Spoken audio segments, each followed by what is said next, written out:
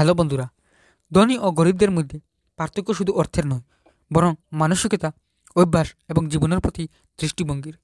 আজকের ভিডিওতে আমরা আলোচনা করব কিভাবে এই পার্থক্য তৈরি হয় এবং ধনী হতে চাইলে আমাদের কী পরিবর্তন আনতে হবে। চলুন শুরু করি।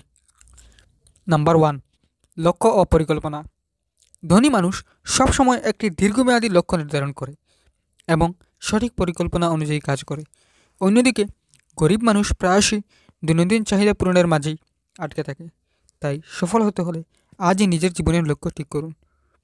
নাম্বার টু, আয়ের উৎস। ধনী মানুষ কখনোই একটি আয়ের উপর নির্ভর করে থাকে না। তারা প্যাসিভ ইনকাম, বিনিয়োগ এবং বিভিন্ন ব্যবসার মাধ্যমে আয় করে। গরিব মানুষ সাধারণত একটি চাকরির উপর নির্ভরশীল থাকে। নতুন আয়ের উৎস খুঁজে বের করাই সাফল্যের চাবিকাঠি। নাম্বার থ্রি, টাকা ব্যয়ের পদ্ধতি। ধনী মানুষ টাকা বিনিয়োগে ব্যবহার করে যাতে ভবিষ্যতে আয় বাড়ে। অন্যদিকে গরিব মানুষ প্রায় বিলাসী পণ্যে ব্যয় করে, যা দীর্ঘমেয়াদে আর্থিক উন্নতির পথে বাধা হয়ে দাঁড়ায়। নাম্বার ফোর, শিক্ষা ও উন্নতি।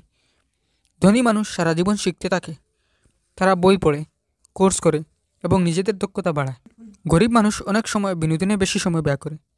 প্রতিদিন অন্তত 30 মিনিট পড়াশোনা করার অভ্যাস গড়ে তুলুন। নাম্বার ফাইভ, ঝুঁকি নেওয়ার মানসিকতা।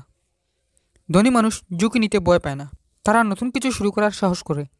গরিব মানুষ সাধারণত নিরাপদ পথে হাঁটতে পছন্দ করে। জীবনে এগিয়ে যেতে হলে মাঝে মাঝে ঝুঁকি নেওয়া প্রয়োজন।